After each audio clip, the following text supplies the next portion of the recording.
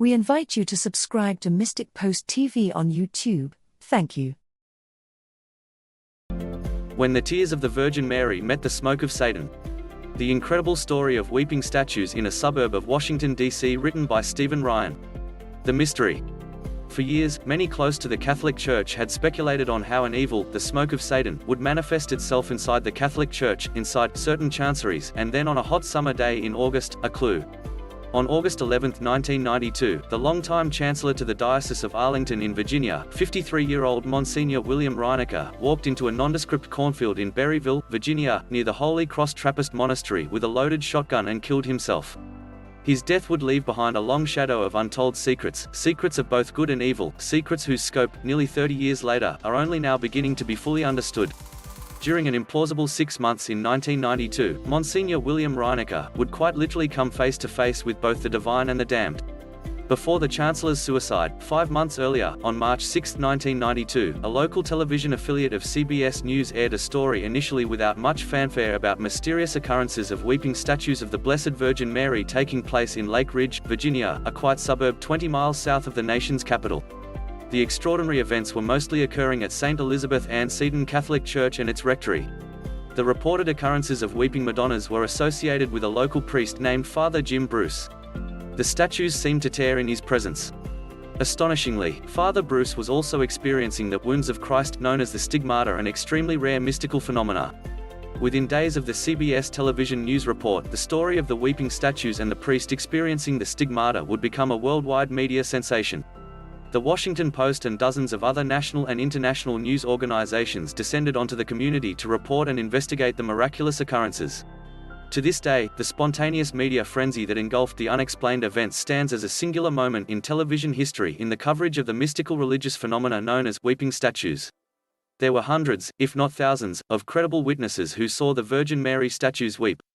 Witnesses included a Harvard-educated lawyer, numerous priests, military officers and government employees.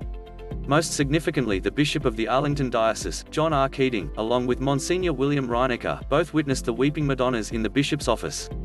In the book The Seton Merkles, Jim Carney, an eyewitness to the events, writes, on March 2, 1992, Father Hamilton, the pastor to the St. Elizabeth Ann Seton Catholic Church, and Father Bruce met with Bishop Keating at the Chancery along with Monsignor William Reinecker. Father Bruce and Father Hamilton brought with them Madonna statues. Bishop Keating had 2 in his office and Monsignor Reinecker brought one of his own. All the statues wept.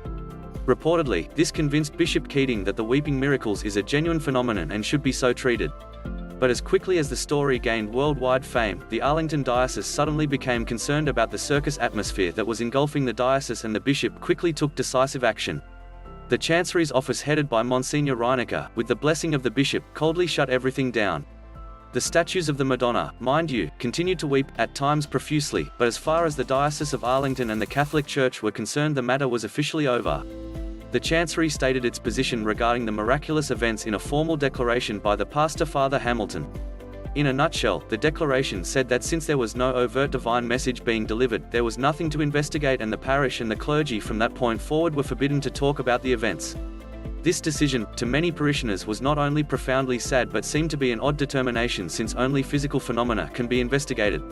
Reports of apparitions and locutions cannot be investigated. They can merely be assessed as to whether they are consistent with Catholic faith and morals. After this fateful decision by the Church, what came next was the smoke of Satan. Within months of dismissing the tears of Our Lady and silencing the talk of the miraculous events, Monsignor William Reinecker would again make newspaper headlines, this time by committing suicide in the cornfield by the monastery. After the suicide, shocked priests, parishioners, and friends searched for answers. Many blamed themselves for failing to see Monsignor Reinecker's quiet despair. But soon after the suicide, a startling report surfaced in the Washington Post. Joe McDonald, a former altar boy from another parish, claimed that Father Reinecker sexually molested him 25 years ago and said he had confronted the priest about the incident 2 days before Reinecker killed himself.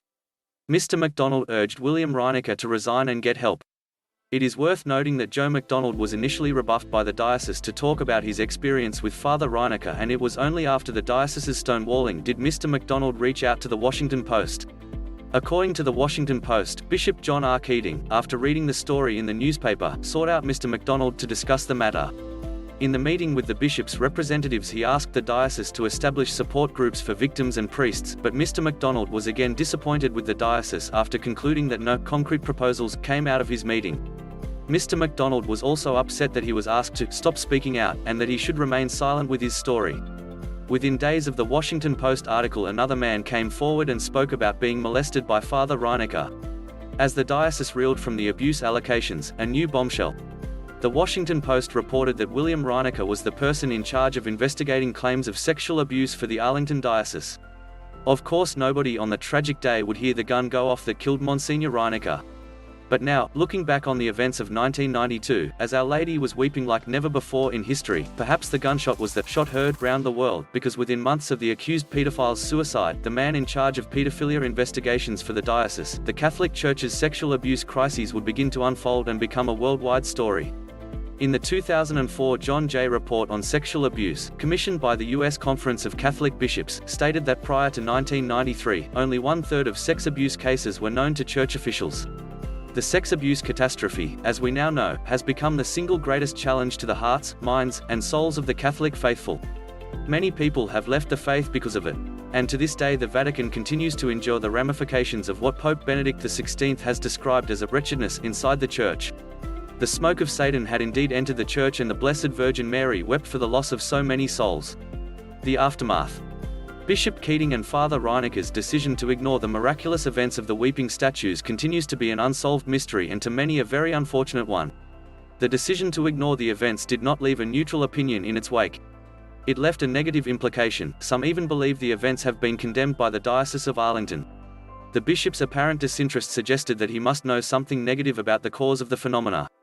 The tragedy of this situation is that the bishop, then Most Reverend John R. Keating and now Most Reverend Paul Loverty, have refused to even acknowledge the events, much less investigate them to determine whether they constitute a true sign from God that the faithful could consider as miraculous.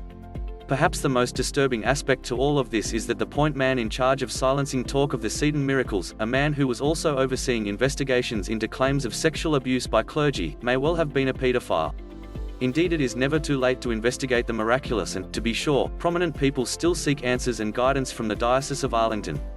Citing the weeping statues and miracles that took place in the outskirts of Washington, D.C., Justice Scalia argued that it isn't irrational to accept the testimony of eyewitnesses to miracles.